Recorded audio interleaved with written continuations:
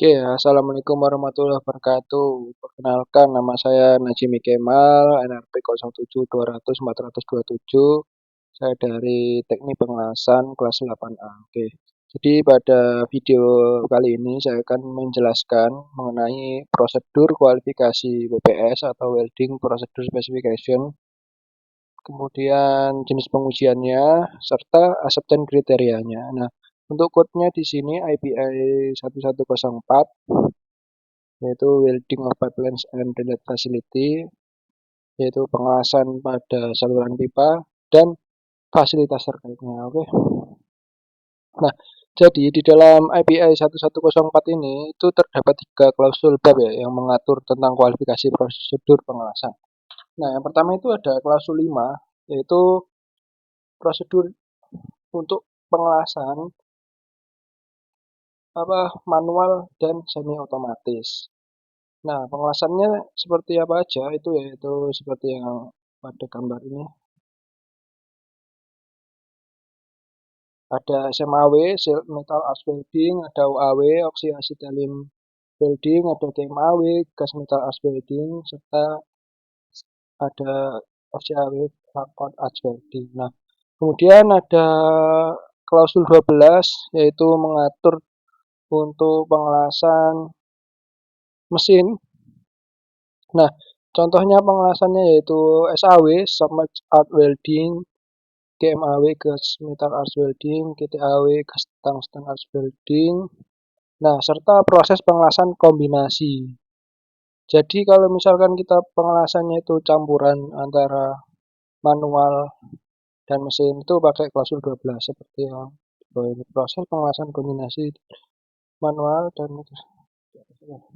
Nah, itu yang terakhir klausul 13 dia itu mengkualifikasi prosedur pengelasan untuk otomatis welding tanpa penambahan filler metal. Contohnya adalah flash butt welding. Oke, next. Nah, di sini apa itu parameter yang harus tercantum ya pada WPS. Nah, itu beda-beda ya. Nah, di sini kita lihat ada manual dan semi otomatis, ada yang mesin, serta ada yang otomatis. Nah, yang manual sama ini ada 17 parameter, sementara yang pada mesin ini ada 19 parameter, dan yang otomatis ini ada 17 parameter. Nah, untuk parameternya bisa kita lihat pada sini.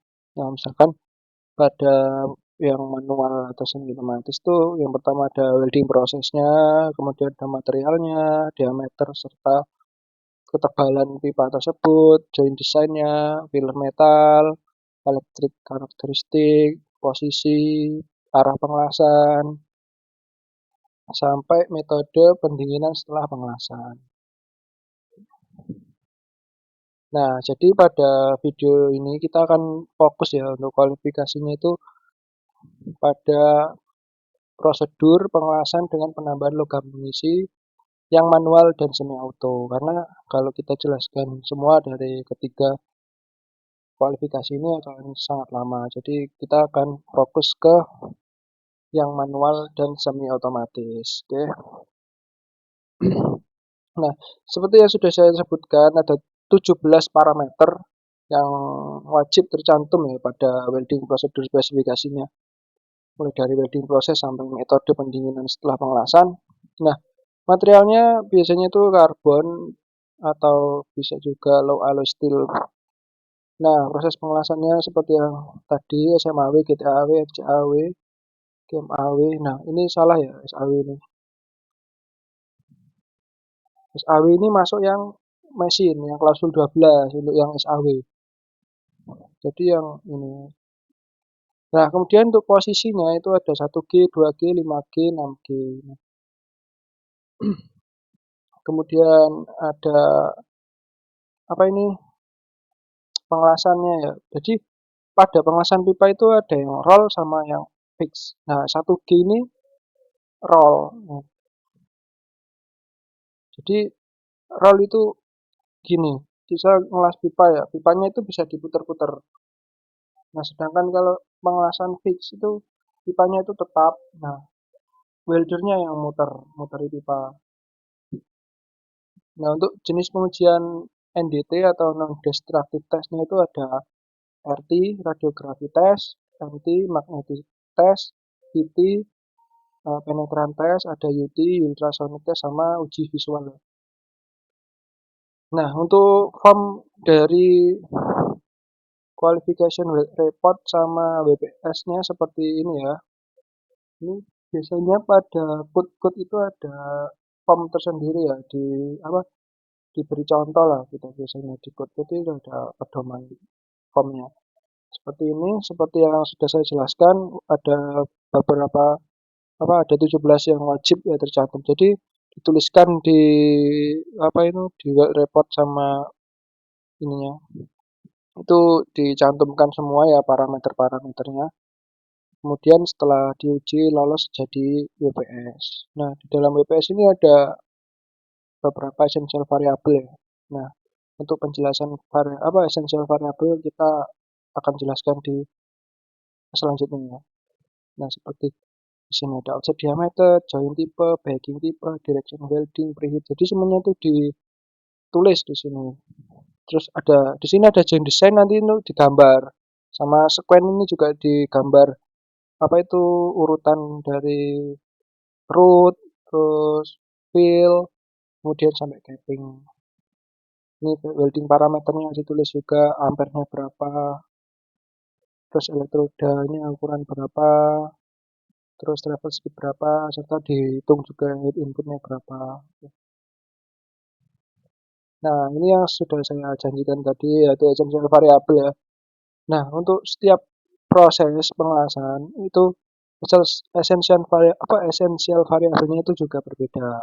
Nah, di sini misalkan kita bahas yang manual sama semi otomatis tuh klausulnya ada di 5.4.2 untuk essential variable. Nah, untuk yang pengelasan mesin itu 12.5.2 klausulnya ya otomatis yang ini 13.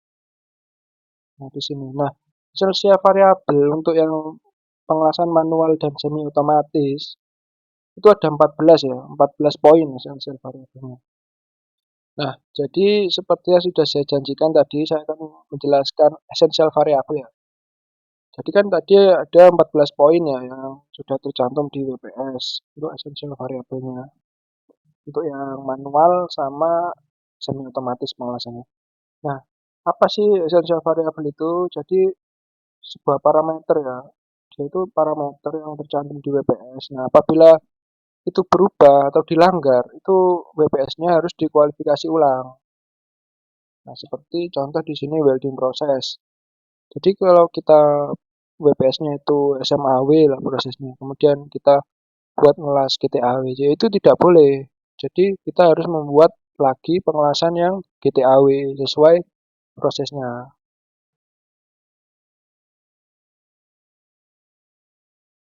Nah, kemudian di sini ada juga keterangan kategori standar WPS sama kategori 2. Nah, kategori 1 ini standar WPS. Jadi nanti pengujiannya itu sesuai dengan yang dianjurkan oleh klausul 5 ini. Nah, biasanya itu ada tensile strength, ada bending, kemudian ada neck break. Nah, kategori 2 ini ditambahkan dua pengujian lain, yaitu ditambahkan pengujian kekerasan sama ketangguhan. Uji hardness sama uji impact. Kemudian ada basic material, yaitu mencakup ketebalan ya, kualifikasi ketebalan dari material tersebut. Nah, misal di sini ranknya itu T sampai 2T, di mana T itu adalah nominal pipe wall thickness. Jadi ketebalan pipa tersebut. Misal di sini kita punya tebal 3 mili lah ya. Ketika tebal kurang dari 0,154 inch atau 3,9 mili. Jadi kita pakai yang ini. Kan dia tebalnya 3 milian. Nah, T sampai 2T berarti mencakup 3 sampai 2T, 6. Jadi 3 sampai 6 mili. Nah, ini joint design. kemudian backing material, posisi, filler metal, kemudian shielding gas, gas pelindungnya apa. Nanti kalau dirubah ya kita harus kualifikasi ulang. Elektrik karakteristik, ada preheat, ada interpass, ada pass sequence, ada pendinginan, ada post heating, post weld increment, ada PWHT. Nah, ini yang disebut dengan essential variable. Ketika dia dirubah, maka harus kualifikasi ulang atau pembuatan prosedur kembali. Nah, di sini ada tabel 2 itu filler metal group, pengelompokan dari filler metal atau elektroda ya biasanya orang menyebutnya. Nah, ini jenis dan jumlah pengujian sesuai dengan tabel 3. Nah, seperti tadi kan kita contohkan pakai 3 mili ya. Nah, di sini tabel di sini kita disuruh offset diameter. Jadi pengelompokannya itu ada dua, yang satu offset diameter, yang satu ketebalan. Nah, ketika tebalnya itu kurang dari setengah in atau 12,7, kita pakai yang atas ini, yang atas. Nah, ketika lebih kita pakai yang bawah. Nah, untuk offset diameternya kita pakai yang ini. Jadi di pengelompokannya ada dua, sesuai ketebalan. Nah, misal kita tadi kan 3 mili ya, kita punya material itu 3 mili. Nah, kemudian kita anggaplah offset diameter kita itu 10 ya, 10 mili lah. Nah, berarti ini kita masuk rank yang ini kurang dari 60 mili. Nah, kurang dari 60 mili, kemudian tebalnya 3 mili. Nah, kita lihat, kita garis ke kanan, seret sama ini. Totalnya ada 4. Apa aja itu 4 total spesimen kita? 2 nick brick, 2 root band. Nah, itu teman-teman. Nah, kalau misalkan kita tebalnya yang apa? Lebih 12, terus kita ambil saja offset diameternya 100 apa 150. Berarti kan di sini kan ranknya masuk yang ini. Berarti tes spesimen kita berapa? 8. 8 ini pengujian kita diambil 8. Apa aja itu 8? 2 tensile, 2 nick break, 4 seat band. Jadi begitu teman-teman. Nah, untuk pengambilannya, lokasi ya, lokasi pengambilan untuk dipotong sebagai spesimen itu dijelaskan juga di sini. Nah, misal yang kita tadi kan 10 ya, 10. Dipakai yang ini, under ini kan, under 60, kita pakai ini. Jadi mic break di sini, road band di sini. Nah, kalau misalkan yang di 150 tadi, 150 kita cari di sini. Ini ya, greater than ini kan, greater than 114, but less lebih 114 kurang 300, 23, berarti 150 kan masuk sini. Nah, itu kita ambilnya gimana untuk 8 spesimen tersebut. Nah, ini tadi sudah dijelaskan. 2 di sini tensile nick break, 2 juga di sini tensile nick break, terus 2 di sini face band atau seat band sama road band atau seat band, kemudian juga diambil juga di sini. 1 2 3 4 5 6 7 8. Nah, sesuai ini ya pengambilannya. Nah, ini rank kualifikasi ketebalan yang sudah saya jelaskan tadi ya. Misal kita punya tebal 3 mili, kita kan masuk rank yang ini kan. WMT kurang dari 3,9 mili, berarti kan 3 mili masuk yang ini. Nah, itu bisa mencakup T sampai 2T. Jadi 3 sampai 2 kali T jadi 6. Jadi mencakup 3 sampai 6 mili untuk ranknya. Nah, kalau misalkan kita punya tebel 10, berarti kan masuk yang ini kan, kualifikasi yang kedua ini kan, 3,9 sampai 25.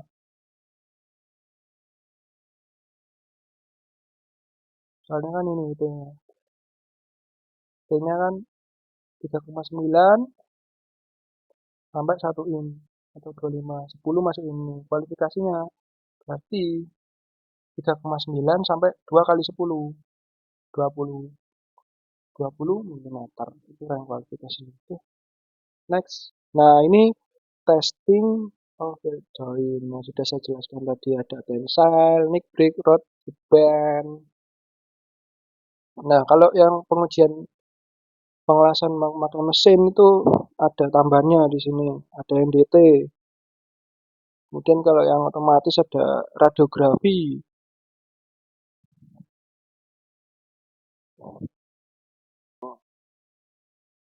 Oke, kita lanjut ke acceptance kriteria untuk pengujian tarik. Nah, ini untuk pengaturan pembuatan spesimennya ya, itu ada pada figur 4, itu dijelaskan. Nah, di sini saya akan membahas untuk acceptance kriterianya ya. Nah, pertama, kekuatan tarik las harus lebih besar atau sama dengan kekuatan tarik minimum yang ditentukan SMTS dari material pipa. Specific minimum tensile stress dari pipa. Tapi tidak harus lebih besar dari atau sama dengan kekuatan tarik sebenarnya. Jadi itu kekuatan tarik dari hasil las-lasan itu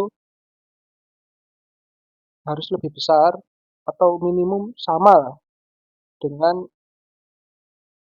kekuatan tarik minimum material pipa yang ada di sertifikat material tersebut.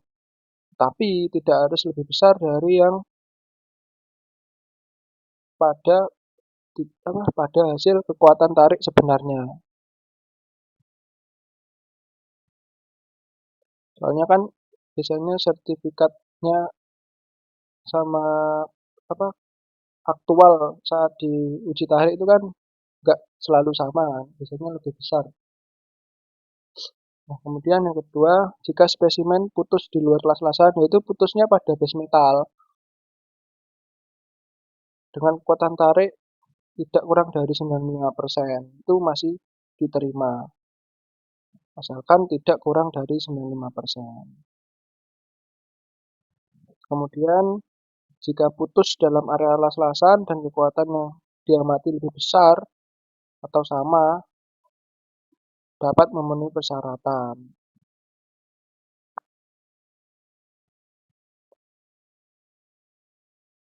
Nah, jika spesimen putus pada las-lasan tetapi di bawah kekuatan dari spesifik minimum tensile strength pipa itu tidak diterima ya, maka las-lasan harus disisihkan dan pengelasan uji baru harus dilakukan.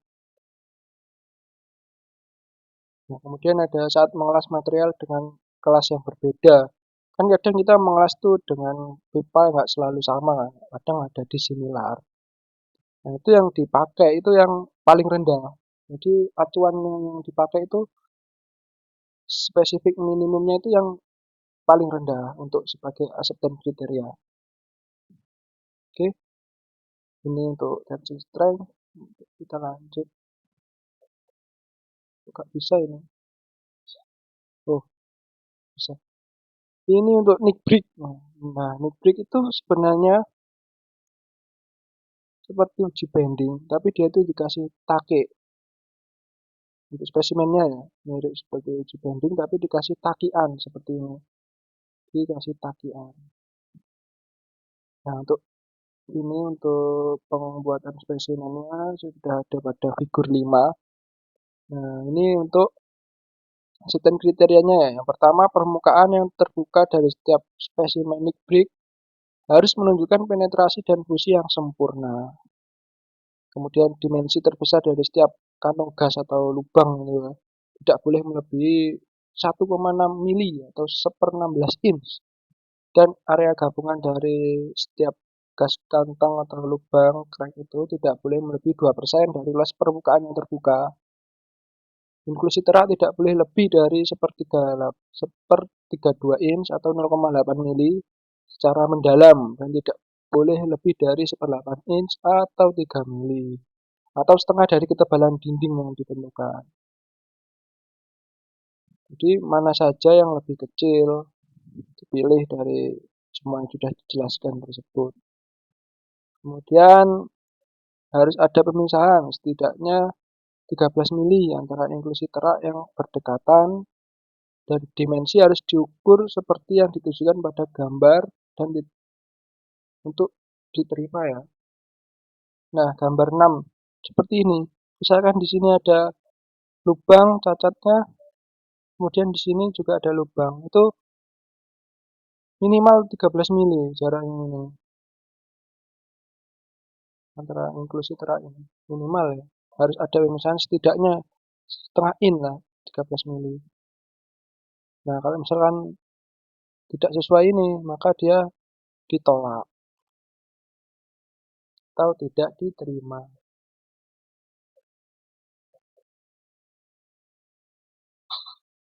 Nah, ini bending test. Masukkan kriteria untuk bending test uji tekuk. Untuk spesimennya itu seperti ini. Jadi ada dua ya, root band, face band, sama seed band. Ini, yang root band dan face band ada di atas, gambarnya yang atas. Nah, di situ juga dijelaskan wall thickness less than. Jadi untuk ketebalan yang kurang atau sama dengan 12,7 mm atau 0,5 setengah inch. Yang bawah itu untuk spesimen side band. Nah, untuk pasukan kriterianya uji tekuk dianggap diterima jika tidak ada retakan atau crack atau ketidaksempurnaan lainnya yang melebihi 3 mili. Jadi toleransinya itu 3 mili atau setengah dari ketebalan pipa tersebut. Misal ketebalannya 4 lah, berarti 2. Misal ketebalannya 8 ya berarti 4. Setengah dari ketebalan dinding yang ditentukan. Itu mana saja yang lebih kecil ke segala arah. Jadi arahnya itu bebas, baik pada lasan atau di antara lasan atau zona fusi setelah ditekuk. Letak yang berasal dari jari-jari luar tekukan di sepanjang tepi spesimen selama pengujian dan kurang dari seperempat inch atau 6 mili diukur ke segala arah tidak akan dipertimbangkan kecuali ketersempurnaan terlihat. Jadi pada pojok-pojoknya itu misalkan ada kayak retakan ya, itu gak apa-apa asalkan tidak lebih dari 6 mili. Kalau masih di bawah 6 mili berarti tidak dipermasalahkan kecuali kalau dia kelihatannya sangat jelas atau menganga itu dia tidak boleh. Nah, untuk diameter las uji yang lebih besar dari 12 ya 12 in lah atau 323,9 mili. Jika hanya satu spesimen tekuk yang gagal, perusahaan harus memiliki kebijaksanaan untuk mempertimbangkan penjelasan tidak dapat diterima atau mengganti spesimen yang gagal dengan 2 spesimen tambahan dari lokasi yang berdekatan. Jadi kalau misalkan pengujian gagal ya untuk yang tebelnya 300 mili ini, 323 mili ini, jadi gagal. Jadi bisa diganti 2 lagi. Nah, lokasi pengambilannya itu di sampingnya yang gagal tadi. Namun, jika salah satu dari uji tekuk mengganti masih gagal, berarti tidak bisa diterima. Jadi gagal, kemudian diganti lagi sampingnya dibuat spesimen, kok masih gagal lagi, berarti ditolak. Tapi kalau berhasil lolos, ya udah diterima. Oke, jadi yang tadi itu kan untuk pengelasan pipa yang biasa ya, yang butt well. Nah, Selanjutnya ini ada pengasan pipa yang bercabang atau dan fillet ya, pengasan pipa yang fillet. Itu diatur pada gambar 10 untuk lokasi mid brick-nya sama gambar 11 itu untuk yang pengambilan mid brick. Nah, untuk acceptance kriterianya di sini yang pertama penetrasi dan peleburan harus sempurna. Kemudian dimensi terbesar dari setiap kantong gas atau lubang itu ya tidak boleh melebihi 1,6 mili atau 1/16 in, serta area gabungan dari semua lubang atau kantong gas itu tidak boleh melebihi 2% dari luas permukaan yang terbuka. Jadi nanti lubang-lubang itu ditotal dan totalnya itu tidak boleh melebihi dari 2%. 2% dari luas permukaan yang terbuka. Kemudian inklusi terak tidak boleh lebih dari 1/32 inch atau 0,8 mili secara mendalam dan tidak boleh lebih dari 3 mili atau setengah dari ketebalan dinding yang ditentukan. Mana saja yang lebih kecil. Jadi dipilih dari ini sama ini tuh dipilih di mana yang lebih kecil. Kemudian harus ada setidaknya 13 mili atau setengah in pemisahan antara inklusi terak yang berdekatan. Jadi misal ada terak yang misal ada dua terak ya itu diukur jaraknya antara terak yang satu sama terak yang dua. Itu jaraknya tidak boleh kurang dari 13 mili. Jaraknya itu harus lebih dari 13 mili atau 13 mili. Seperti gambar 6. Gambar 6 yang mana? Ya yang ini tadi, gambar yang tadi. Misal di sini ada indikasi crack, cacat, sama di sini ada indikasi cacat. Nah, jaraknya yang di sini itu minimal 13 mili. Jadi harus ada space antara cacat satu sama cacat dua. Oke, terima kasih. Mungkin itu ya yang dapat saya sampaikan. Mohon maaf apabila masih ada kesalahan-kesalahan. Oke, saya ucapkan terima kasih banyak sudah menonton video saya ini. Wassalamualaikum warahmatullahi wabarakatuh.